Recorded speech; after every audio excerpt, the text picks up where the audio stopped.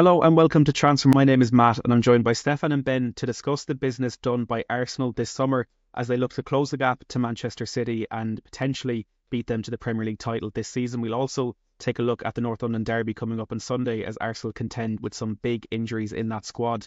But we're going to start looking at the sales that Arsenal have made this summer, and there's been three players that have gone out for a fee: Emile Smith-Rowe, Eddie Nketiah and Aaron Ramsdale, leaving for a combined little over €80 million. We've also seen Mohamed El Neni leave on a free transfer. Ben, of course, as there is with every team, there's business to be done for Arsenal this summer. We'll get onto the signing shortly with some good business done there. But what have you made of how Arteta has been able to get rid of some players in that squad this I summer? think it was certainly needed. I think everyone knew well towards the end of last season that Eddie Nketiah would be moved on this summer, and I think the fee they got, around €30 million, I think everyone can be quite happy with for Arsenal with that one. I don't think he was quite at the level needed, and how Havertz has stepped up, Trossard can play that role, and of course Gabriel Jesus. I think that deal made sense for all parties. Emile Smith-Rowe, I think a lot of Arsenal fans were sad to see him go because of the potential he does have, but it's sort of a decision that's it's very understandable from the club's point of view in terms of the fee they brought in and his injury record over the last few seasons. I think perhaps maybe what was quite a surprise to some people was the fact that both Fabio Vieira and Smith-Rowe were both allowed to leave this season. Some people felt it leaves Arsenal a little bit short in terms of creativity.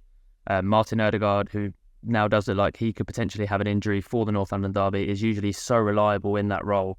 But in terms of backups for him, Arsenal are very short, and I think it looks like this does mean, particularly Fabio Vieira being allowed to go on loan to Porto, that Arteta and the club have a lot of faith in the young 17-year-old Ethan Nwaneri, who's been on the bench for all three games so far and potentially could play a role in the North London derby this weekend with the injuries to the likes of Odegaard, Merino, and obviously Declan Rice being suspended. But yeah, I think overall when it comes to outgoings, I don't think there's any major surprises other than that perhaps Vieira and Smith-Rowe going, and I think the club will be quite happy with some of the money they recoups from the likes of Ramsdale, Nketiah and Smith-Rowe. Same question to you, Stefan. What have you made of the outgoings that Arsenal have managed this summer? Yeah, I've actually been quite surprised at how much money they've actually managed to make from a lot of these signings, or sales rather. Arsenal are just simply not a selling club. They haven't been in the modern era.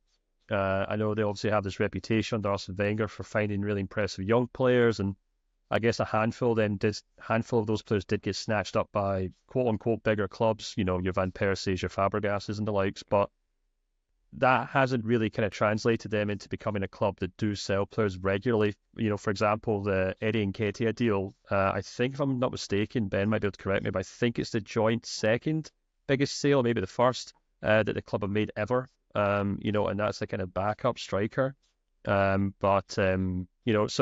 we're talking about a club here who've spent quite a lot of money since Arteta came in, and they've obviously done really well to build a really good squad out of it. A lot of the players were not signed for big fees, but have developed into big players. But as we now know in the kind of modern era of the Premier League, even the biggest clubs have to kind of sell players to kind of balance the books. And I think Arsenal actually deserve a lot of credit for the way they've managed to kind of transition that aspect of their business and really kind of looking at the players on the periphery of the squad and really getting the most they can for them. 31 million for Smith-Rowe is fantastic. 30 million for Nketiah is fantastic. 22 million for Ramsdale is actually pretty good as well. They've lost a few players for free, but I think I'd also maybe just add that, obviously Fabio Vieira moving on after Smith-Rowe's moved on seems like quite a rash decision, maybe especially in the context of a lack of depth going into this game against Tottenham. But as we've seen with a lot of Arsenal's rivals, particularly Manchester City, but also Chelsea, the way that they kind of retain the value in these players that they don't use is by loaning them out, letting them pick up performances, build up their reputation abroad. And you would suspect that Arsenal sent Fabio Vieira to Porto with the clear instruction of thriving there and then, earning the interest of, well, who knows? I mean, these days it seems to be PSG who just hoover up any half-decent player from Portugal. So you never know. Maybe Arsenal could be accepting a huge cheque from Paris this time next summer. But that's just the nature of modern football, unfortunately. But I would say that aside from maybe a few positions looking a little light, I think Arsenal have done really, really well to transition that aspect of their game and to bring in, €83 million, which will certainly went to a lot of good use for the players that they signed as well. I'm going to steal a question that you asked me yesterday, Stefan, in our show about Arsenal's rivals. I'm going to direct it to Ben. Do you think there's any sales or departures in that Arsenal team this summer that they could go on to regret? One could be Smith-Rowe, I think. Just going on to Stefan's thing, both Smith-Rowe and Nketiah are in the top 10 record sales for Arsenal. I think Smith-Rowe ranks 5th and Eddie ranks 9th. But I don't think they're going to be regretting letting Eddie Nketiah go. I think that's going to be his level, or maybe even a bit lower. I do think some people will be a little bit disappointed with the fee for Aaron Ramsdale. Some could definitely say it's understandable, and you could look at it as in he was a second choice goalkeeper last season, was gone for 22 million. But I think some people will look and think the season before he was in Team of the Year for a team that came second, and was one of the biggest commodities in the goalkeeper market, so with his age as well.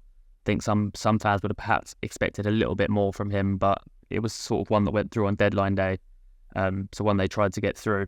But yeah, I think Smith-Rowe, if he stays fit, has got such a high ceiling, and I don't know the details of the contract, but I would suspect something maybe is in there with a buyback clause or something, because if he can stay fit, he's got so much potential. But he's had this niggling groin injury for a number of years now, and I think the club probably saw this as a good time to cash in on him. Well, let's take a look at the incomings for Arsenal this summer, and they started their business making the deal for David Raya from Brentford permanent, as expected, was part of that deal completed last summer. They're the two big signings that Arsenal made this summer. Ricardo Calafiori, one of the stars of Euro 2024 and indeed of last season's Serie A, came in from Bologna for a fee of €45 million. Mikel Merino, also a saga that dragged on for quite a while throughout the summer, came in for €32 million just before the window closed, and they also completed the loan signings of Neto and one of the shock moves of the summer window, bringing in Raheem Sterling on loan from Chelsea on deadline day. Stefan, I want to start with you first on this. What have you made of those incomings? Yeah, I think to a man, they're all really impressive signings. I'm not expecting to see too much of Neto between the posts, but you never know. But aside from that, yeah, look, we already know what David Raya is. That was just them kind of getting that deal over the line. He's already joined the club. He's already proven himself to be a top-class goalkeeper for Arsenal. Calafiori looks like a really impressive signing. We did a video on this not too long ago, actually, and Ben made a really good point that he'll more or less be that kind of left-back in that team, the kind of left-sided Ben White.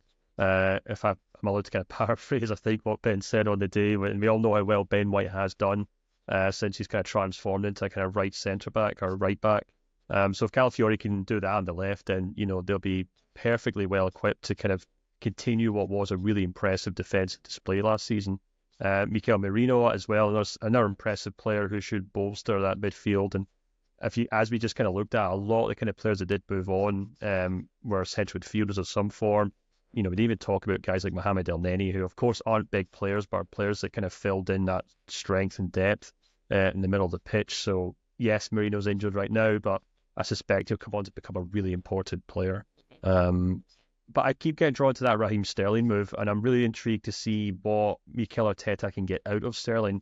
I think he was more or less misused in that Chelsea team, or maybe not misused, but I think he's far better suited as a player playing for teams that dominate possession, teams that kind of dominate the ball and really kind of pin the opposing teams back. You know, I think sometimes people misconstrue Sterling as this kind of, still think of him as this kind of pacey winger who'll pick up the ball out wide and take on three players and fire the ball to the back of the net, but he's far more of a kind of penalty box, almost striker these days.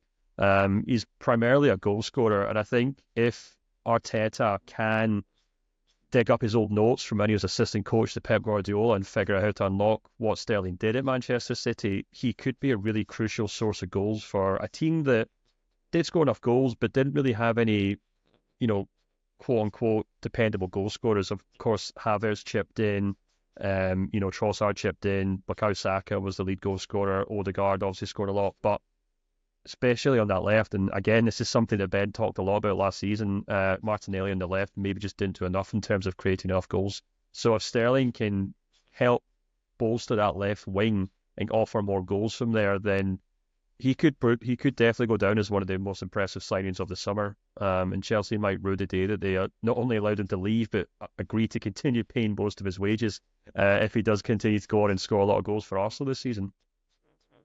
Yeah, that's a point I wanted to bring up about Sterling. Reportedly, Chelsea are still covering half of his wages as he moves to Arsenal, and also reportedly there's not even a loan fee in there. I think it was a last minute move for Chelsea, kind of panicking, wanting to get him off the books so they could bring in Jadon Sancho from Manchester United. And the point about his goal scoring and the contributions he has at the right end of the pitch, I think is really important because, as you say, stylistically, maybe there is a misinterpretation of what Sterling is amongst a lot of fans, but also in terms of quality and output, I feel that's there as well. And look, his best seasons haven't been his last few seasons. He had 12 contributions in the league last year, 9 the year before that. But before that, it was 18 in 21-22. He had 17 the year before, 21 before that, 28 before that, 29 before that. He consistently was putting up really good numbers for Manchester City. And I know you could argue it's the most dominant team that English football have seen for a while. But over the last couple of years, Arsenal have been going toe to toe with them. So the quality is definitely there in that Arsenal side as well. And if they can get him in the right areas of the pitch and create those opportunities for him, I think it could turn out to be one of the most astute signings of the transfer window that we've seen this summer. Ben, I'm interested to get your thoughts on Sterling as well, but overall, what have you made of the business Arsenal have completed? Yeah, I've only found it's not been a really exciting window. We've not seen big names come in. You look back to last summer, we had Declan Rice, Kai Havertz go to the club for big money fees. It's not been like that. But I think of what you can actually expect from Arsenal and where they needed to improve. I think it's been a pretty solid window because, you know, they've got a really good squad already. They don't need to splash out loads of money as they have in the past. But I think Edu has played an absolute blinder with the Raheem Sterling transfer. As you two alluded to there's no risk on it. You know, Chelsea are paying the majority of his wages. There's no loan fee. There's no obligation to buy. And they've got a player who scored 120-odd Premier League goals, won 4 Premier League titles, has worked with Arteta before. And let's not forget, Arteta's the one that was really given a lot of credit for getting the best out of him when he got so many goals in that Man City team. Arteta worked very well with the wingers there. Leroy Sané has also spoke about working with Arteta during that period. So I think that's a really smart signing. As Stefan says, I've been banging the drum for a long time that Arsenal really needed to bring in a winger this summer, and they certainly left it late to do so, but I think that's a really smart signing for Arsenal. Merino, again, is one that's been brought in, I think, because, you know, Thomas Partey's injury record isn't great. Jorginho's knocking on just a bolster that midfield. Unfortunately, Gabriel fell on him in his first training session, but, you know, what can you do? But yeah, I think that's another good squad depth signing, and the same for Calafiori. Arsenal do have a small squad, however. They've got the smallest squad in the Premier League. If you go on our Transfermarkt website, you can see a page there, and just 22 first-team players, which doesn't seem a lot. But when you do look at it, the two teams probably most expected to rival them for the title this season in Liverpool and Man City. Liverpool have got just 23, and Man City have just 24. So big clubs seem to be quite keen to keep a small, you know, close-knit squad. And I think when you look at Arsenal's squad, there's so many versatile players in it. You know, what I think is amazing is Arsenal essentially, out of those 22 players, have 5 left-backs. But of all of those left-backs, they can play at least 2 positions. So you've got Calafiori, who can play left-back, centre-back. He played left wing-back when he came on against Brighton. You've got Jurriën Timber, who can play left-back, centre-back, right-back, centre-midfield. Zinchenko, left-back, centre-midfield. Tomiyasu, left-back, centre-back, right-back. So, you know, this is what Arsenal were trying to do to deal with injury problems. So when something does happen, like we've seen potentially for this weekend, where you've got Odegaard, Rice, maybe Calafiori, Jesus missing, you've got so many different options on how you can shuffle things around. You know, Kai Havertz might come into midfield at the weekend and Trossard might go up front. Zinchenko might come into the midfield. Timber might come into the midfield and Calafiori play left back if he's fit. So there's a lot of options within that. So Arsenal were very keen to not have too many players, not have unhappy players on big wages who aren't playing. You know, which if you go over to West London, you can see a lot of that going on. So while it wasn't a remarkable transfer window for Arsenal, and maybe not a really exciting one, you know, a Nico Williams or someone like that didn't come in, which would have been really exciting. I think it was a very solid one, and there were some very understandable decisions in there. Stefan, do you think there's any areas in that Arsenal team that could have done with strengthening this summer? Or I know it's probably not fair to use the word problems or issues for a team that came so close to the league title last year, but do you think there's anything they could regret not doing as the season progresses?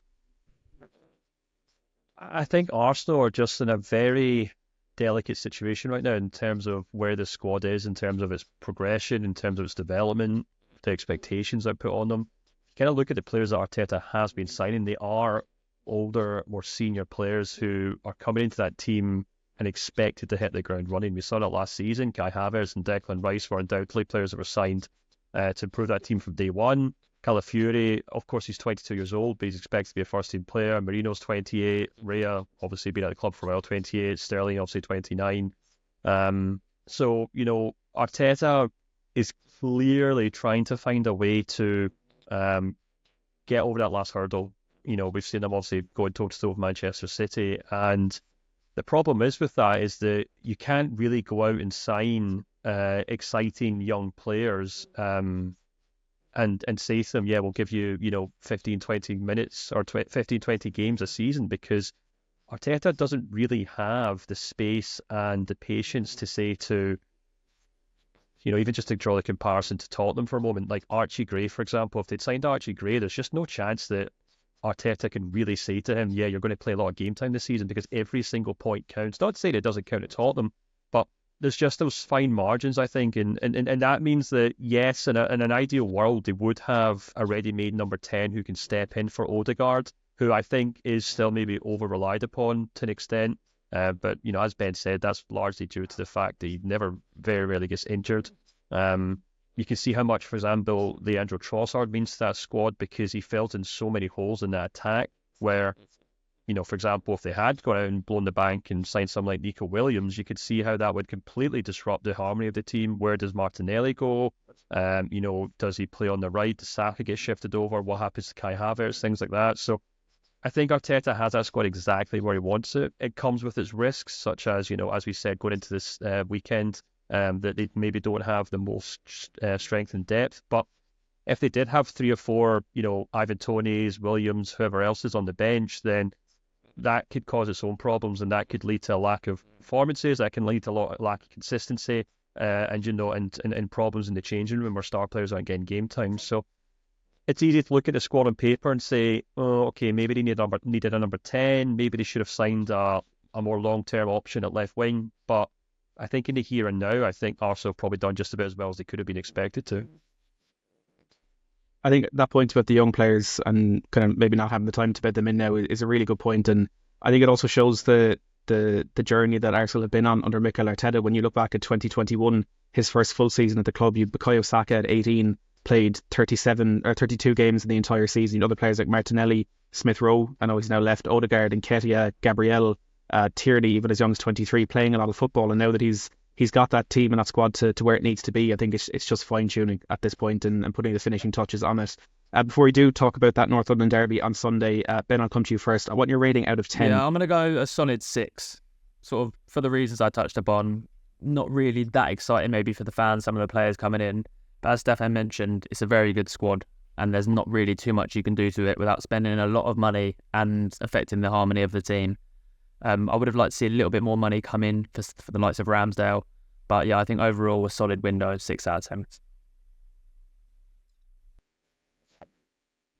Do you agree with that, Stefan? I find myself being far more optimistic, I think, than Ben. I would go for like an 8, to be perfectly honest with you. Like I said a moment ago, I can't really fault Arsenal for the signings they did or didn't make. Yes, the fans may have been clamouring for a big signing, Nico Williams or an Ivan Toney, whatever you will, but I think in reality there's just no space for them in the squad right now. And I think they're managing, if they hadn't picked up Sterling, I'll go so far as to say if they hadn't picked up Sterling, I would have maybe dropped down to 1 or 2, but I think right now I'd probably say about 8 out of 10 from me, to be honest. Let us know in the comments your rating out of 10 for Arsenal. I think I don't want to sit on the fence, but I probably would end up somewhere in the middle with a 7 out of 10, because like you said, Ben, I think there could have been a little bit more excitement, and I think it happens often when teams are in a position like Arsenal are, where I think the fan base build themselves up expecting a major marquee signing more than they're really promised, I suppose. And I think maybe that might have affected the Arsenal fan base this summer a little bit, but some really, really good signings there. So I'd give it a 7 out of 10. Now, we have teased you with some content about the North London derby, and I want to get into that. And Ben, I'll come to you first, because Arsenal have a big problem heading into this game, and that's the availability of the players in that already thin squad that you mentioned. And we know Declan Rice is suspended after that controversial red card he picked up last time out. Mikel Merino, as you've touched on as well, injured, nowhere near ready to make his debut, expected to be out for a couple of months. But yeah, the timing couldn't have been much worse for Arsenal. They go into a period where they play 7 games in 21 days, including 3 away games in a week, where they go North London derby, away to the Europa League champions Atalanta, and away to Man City. So yeah, this is the time you don't want the injuries coming in. So yeah, Declan Rice obviously missing for that very controversial red card. Merino out. Odegaard potentially could be out. Calafiori and Jesus still waiting on the exact news on them, but unexpected to probably start the game. Tomiyasu's a long-term concern. There's a few things Arsenal can do in terms of shuffling things around. As you mentioned, I think it will be David Raya in goal. It will be Gabriel Saliba centre back, and it will be Ben White right back. I think it will probably be Jurriën Timber at left back, and then potentially a midfield 3 of Partey, Jorginho, and then Havertz dropping a little bit deeper, just because I think Arteta may feel without Ødegaard or Declan Rice, you're losing a lot of legs in that midfield against a very energetic Tottenham team. Havertz has got legs, he can run, he can press, so I think Arteta may bring him back into midfield and then put Trossard up front. If Gabriel Jesus is unavailable, and they can Trossard can come back in and help a little bit as well, and then it will probably be Saka and Martinelli, I imagine, on the wings. Martinelli could be useful against that high line. Then you've got the likes of Raheem Sterling on the bench. But yeah, it's really not a great time to have, Declan Rice. If Declan Rice, Ødegaard's fit going into this game, I think Arsenal fans would be fairly confident they can go into the North London derby and get a result. But for Tottenham, I know they've got a couple of injuries themselves, but it's a very good time to be playing this game for them, I think. Stefan, how concerned do you think Arsenal should be about the issues they're already facing in their squad this early in the season? I mean, you listen to the kind of start 11 that Ben suggested will probably play at the weekend, and I think there's probably still enough quality in that to, at the very least, challenge Tottenham. If I'm being perfectly honest with you, I've got far more concerns about Tottenham at this point of the season than I do about Arsenal. They've been wildly inconsistent. We've seen Leicester tear them apart. We've seen Newcastle more or less, maybe not tear them apart, but really take advantage of a very high and what looked like a very naive high line without Van de Ven in there in the last game. And as we talked about, on the last video that we did on this channel, Tottenham also have their injury concerns of Solanke, the most obvious one, and Richarlison. So I guess it'll come down to, who can kind of win that midfield battle, but I think there's still a lot of pace in that Arsenal front line that could really take advantage of that Tottenham high line. And I do actually think going into the game there's still more pressure on Tottenham to kind of show what they can do after this transfer window rather than Arsenal, because at the end of the day, as Ben says, that Arsenal backline's still more or less intact, and we saw so many times last season how they were able to fall back on that and really grind out results. And I suspect they'll probably do the same thing this weekend. I think this game is set up for a Raheem Sterling dream debut. He's a brilliant record against Tottenham, and coming on late on in that game, as you both mentioned, against that high line, I think it could be a nice introduction for him to the Arsenal fan base. Let us know in the comments down below your feelings about what we've discussed about Arsenal's transfer window, but also about the upcoming North London derby. Who do you think will be victorious?